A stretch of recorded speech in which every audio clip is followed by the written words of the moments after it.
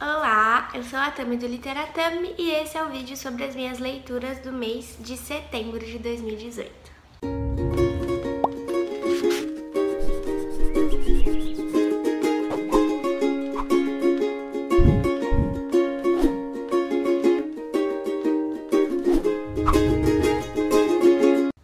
Em setembro eu terminei de ler a trilogia Travessuras da Minha Menina Má, cujo primeiro livro eu tinha lido lá em agosto, então em setembro eu li esses dois últimos volumes.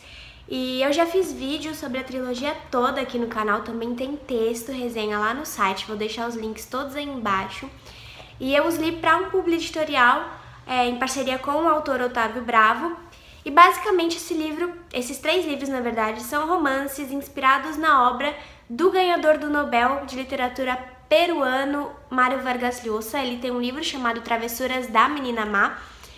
E aqui o que vai acontecer é que o protagonista Victor dessas três histórias, dessas três narrativas, ele é um brasileiro de classe média alta e ele vai acabar encontrando a sua menina má, que vai ser a chilenita Duda, Maria Eduarda. E depois que ele a encontra, a vida dele vai passar por várias transformações positivas e negativas. Ela leva ele para os extremos mesmo. E o mais interessante dessas obras e que as aproxima muito mesmo, além desse amor incondicional do protagonista pela menina má, que os aproxima muito da narrativa do Llosa, é a ideia de traçar um panorama histórico, social, político da sociedade brasileira e mundial durante o período em que a história se passa. Então ela começa lá em 1970, depois ela termina no futuro, em 2053. Então aqui tem muitos indícios de que o Otávio Bravo, o autor, ele fez pesquisas assim muito profundas, pesquisas históricas. O protagonista é um historiador focado em história oriental e ele vai dar várias informações sobre coisas reais que aconteceram mesmo. Essas partes são muito interessantes e bem detalhadas. É uma narrativa bem bacana, ele escreve de um jeito muito sério, como deveria ser mesmo de um professor universitário, enfim. Se vocês tiverem interesse em saber mais sobre ele, vou deixar os links todos aí, como eu falei. E também vou deixar o link do site, porque essa trilogia tem um site para ela, com algumas propostas interativas entre o leitor e o site. É bem interessante mesmo. Muito obrigada, Otávio Bravo, por ter me enviado seus livros. Logo em seguida eu li o livro que foi enviado pela Tag Livros em maio, aqui dentro dessa caixinha, que foi O Tempo de Migrar para o Norte, do Tayeb Salih. E essa leitura foi bem interessante porque ela propõe um distanciamento geográfico e um distanciamento cultural muito grande do leitor brasileiro, porque essa narrativa ela se passa na África, um outro continente. Ela vai tratar da vida do povo do Sudão no período pós-colonial. E o protagonista ele vai acabar conhecendo um outro personagem que é muito misterioso. Ele está relacionado com a arte, com a literatura, é um personagem que teve a oportunidade de sair da África e ir para o continente europeu para estudar, e lá ele fez muito sucesso pela sua inteligência e também pela ideia um tanto quanto preconceituosa dos europeus em relação aos africanos, na época em que o livro foi, na época em que a narrativa se passa, né? Então ele acabou virando uma figura exótica, de muito poder por conta disso, sobretudo em relação às mulheres. Esse personagem que chama muita atenção do protagonista, pelo seu mistério, pela sua sedução, ele é um personagem muito sedutor para as mulheres também. Então a gente vai acompanhar a relação entre esses dois e como que o protagonista, narrador, vai ser afetado pela presença desse homem que vai mudar inclusive a vila, né, a cidadezinha em que o protagonista nasceu. E para qual ele retorna aqui, porque ele também sai para estudar, e para qual ele retorna e lá o conhece. Esse livro ele foi indicado pelo Milton Ratum, ele foi o curador da Tag de maio. Se você não sabe o que é a Tag, eu vou deixar o link aí embaixo para você acessar o site, conhecer a proposta deles, que é muito bacana. E também vou deixar o link, caso você queira se associar. Através desse link, a gente ganha lá um crédito, eu e você ganhamos um crédito na lojinha da Tag para usar. E a Tag é um clube de assinatura de livros que todo mês manda um livro surpresa em edição exclusiva e recomendado por um curador literário para os assinantes. Então é uma proposta bem interessante, a gente acaba lendo coisas super diferentes como esse daqui. Eu tava esperando bastante desse livro, apesar de não saber nada sobre ele, por causa do título. Eu gostei muito desse título, Tempo de Migrar para o Norte. E acabou que ele foi bem diferente do que eu tava imaginando, até porque a gente tem que considerar todo o contexto em que o livro foi escrito, o contexto em que o autor vivia, enfim. Eu ainda não li a revistinha que eles mandam sempre, né, com curiosidades sobre o livro, sobre o autor e tudo mais.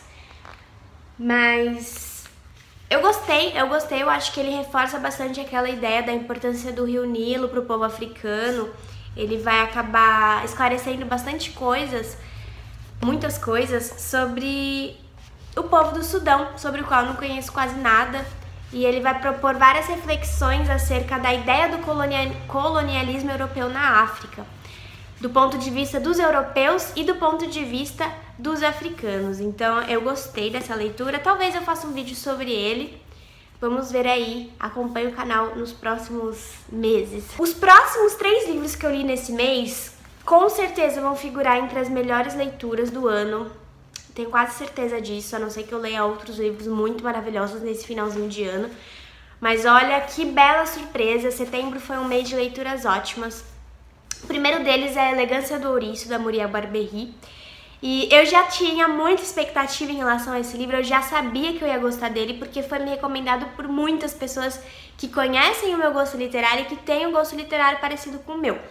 A Muriel Barbery, ela é uma autora francesa, e esse livro ele teve mais de 850 mil exemplares vendidos na França. Então, assim, é um best-seller maravilhoso, e ele conta a história de uma concierge, que é uma espécie de zeladora que trabalha em um prédio de luxo em Paris. E só que acontece que essa zeladora, ela é vista com desprezo mesmo, assim, ou no mínimo indiferença pelos moradores desse prédio, que são moradores ricos de Paris, da classe alta de Paris, classe alta, que tem bastante dinheiro. E ela é vista com esse desprezo, com essa ideia de indiferença, só que ela que narra a história pra gente, ela que começa narrando a história pra gente, e ela vai se mostrar uma personalidade singular, interessadíssima por filosofia, conhecedora de política, de história, de literatura, é uma mulher super inteligente, sem que ninguém ali se dê conta disso. Todos eles passam por ela como se ela fosse apenas alguém que tem que servi-los. E a narrativa dela vai ser muito irônica, bem ácida nesse sentido, porque ela é intelectualmente superior à maior parte das pessoas que moram naquele prédio, que são pessoas muito mais economicamente favorecidas do que ela.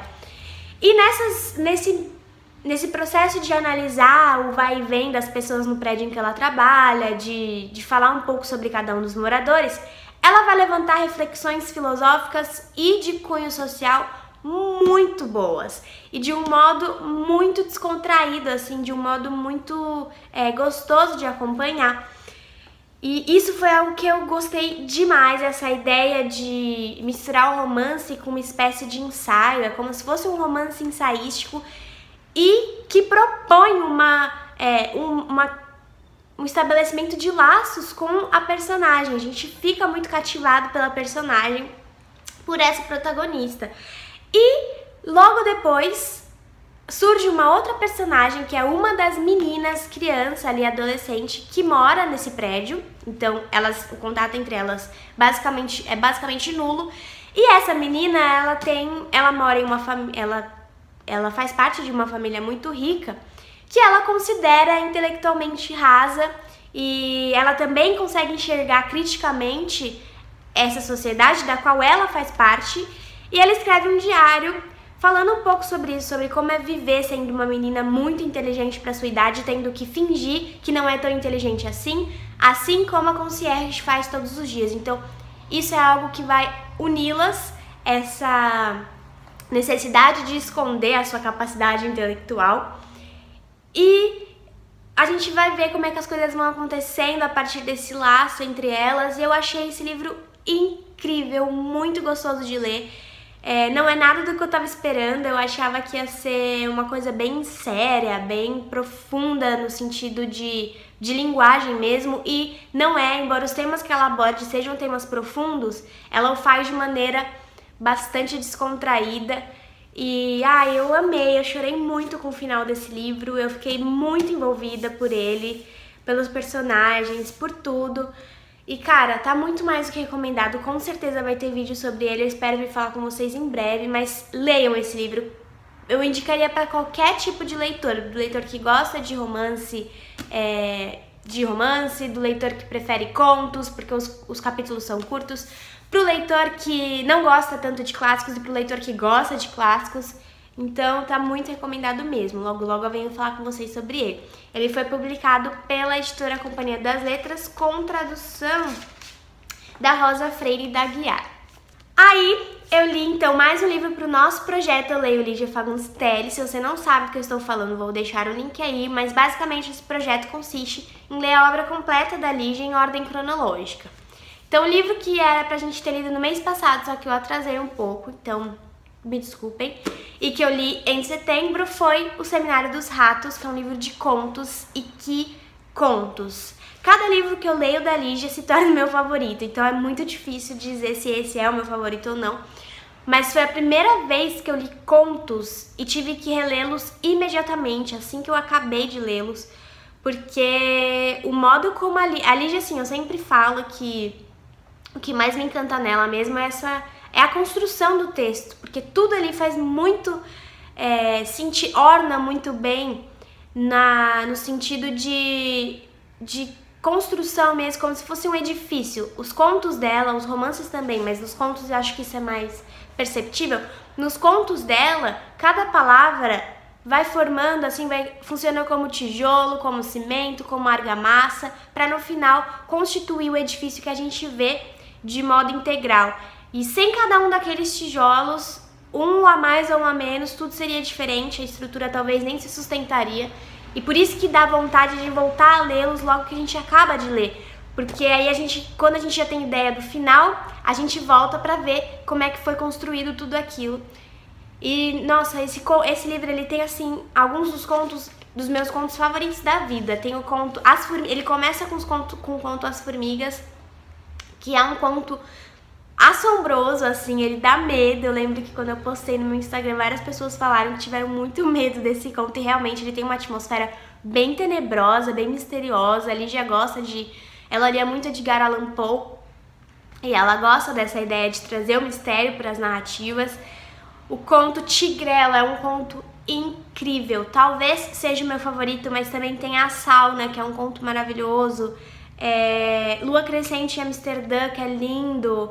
O Seminário dos Ratos, que é um clássico da nossa literatura brasileira e que nunca foi tão atual. Ele vai falar sobre a política de um modo geral, mas a gente consegue saber que ela fala bastante da política brasileira, enfim. Tá muito recomendado também para todo tipo de leitor. Eu vou fazer um vídeo sobre ele, como eu estou fazendo sobre todos os livros da Lígia.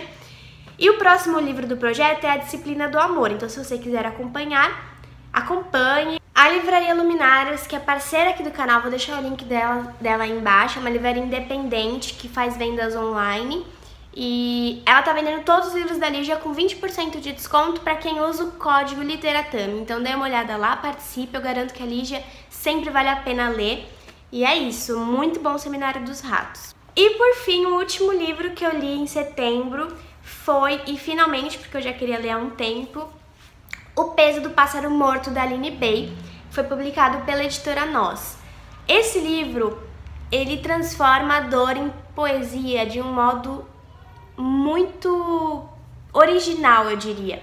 Porque aqui a gente vai ter uma protagonista que a gente vai acompanhar vários anos da vida dela. Começa quando ela tem 8, aí depois quando ela vai envelhecendo, deixa eu olhar aqui direitinho, aos 17, depois aos 18, enfim. A gente vai vendo o crescimento dessa personagem, como ela se encanta por algumas coisas do mundo e não entende outras. E é lindo a gente perceber como isso vai continuar, mesmo quando ela fica adulta, ela ainda vai se encantar com algumas coisas singelas e ainda vai continuar sem entender outras coisas que são parte da vida de todos nós. e ela tem uma vida muito dura, ela tem uma vida marcada por traumas, ou ao menos ela que é a narradora decidiu focar nesses traumas, que são aquilo que prevalece, querendo ou não, né? As grandes alegrias e as grandes tristezas são aquilo que a gente guarda mais na memória. E só que ao mesmo tempo, ela também vai narrar o cotidiano simples dessa moça. E aí, eu ainda não sei nem como falar sobre esse livro, porque eu vou falar sobre ele, com certeza, mas ele é todo escrito assim, ó, como se fossem versos. Então ele já dá essa ideia de romance poético pela forma, mas eu vou falar, ele merece ser abordado de uma maneira mais aprofundada, porque ele foi um livro muito bem pensado, então ele tem que ser também bem pensado na hora de falar sobre ele.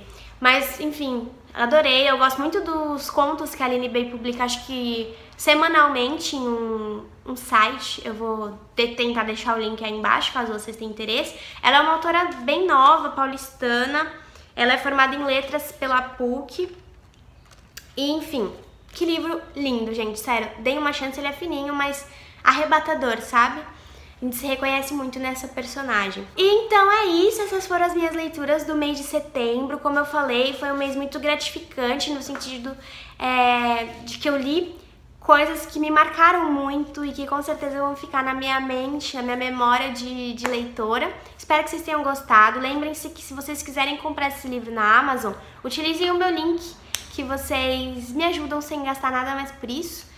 Inscrevam-se no canal se vocês forem novos por aqui. Comentem aí embaixo se vocês já leram algum desses, porque esses livros dão muita vontade de conversar a respeito. E o que mais? Acompanhe o Literatura nas outras redes sociais e eu vejo vocês no próximo vídeo. Tchau, tchau!